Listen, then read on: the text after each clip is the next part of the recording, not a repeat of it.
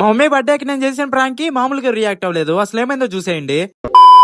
News mandate అంటే mummy birthday కదా అని చెప్పి కేక్ కటింగ్ సెటప్ చేసి ప్రతిసారి లాగే గిఫ్ట్ కూడా ప్యాక్ చేపించేసాము. ఈసారి సింపుల్ గా కాకుండా కొంచెం డిఫరెంట్ గా ప్రాంక్ చేద్దాం అని చెప్పి ప్లాన్ చేసా. గిఫ్ట్ బాక్స్ లో ప్రాంకులు చేస్తే కనిపెట్టేస్తారని చెప్పి ప్రాంక్ ఏంటంటే ఒక ఖాళీ స్వీట్ బాక్స్ తీసుకొని దాంట్లో రబ్బర్ పామ్ అయితే వేసి టేప్ అయితే వేసేసాము. ఇంకా అలా గిఫ్ట్ ప్యాక్ చేపించేసుకొని తీసుకొచ్చేసా. అలా కేక్ కటింగ్ స్టార్ట్ చేసే లోపు మన బాయ్స్ కూడా వచ్చేసారు. ఇంకా అందరూ వచ్చేసారు కదా అని చెప్పేసి కేక్ కటింగ్ కూడా స్టార్ట్ చేసేసాము. అడగడం మర్చిపోయా, మీ బర్త్డే డేట్ ఎప్పుడో కింద కామెంట్ లో తప్పకుండా కామెంట్ చేయండి. ఇంకా అలా కేక్ కటింగ్ సెలబ్రేట్ చేసి గిఫ్ట్ కూడా ఇచ్చేసాము.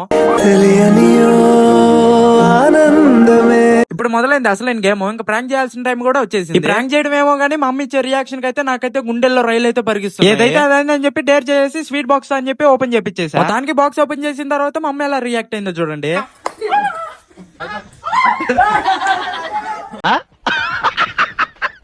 మా సెట్గాడు అయితే ఏకంగా ఆ పవన్ తీసుకుని మా నాన్న మా మెడలోనే వేసేసాడు.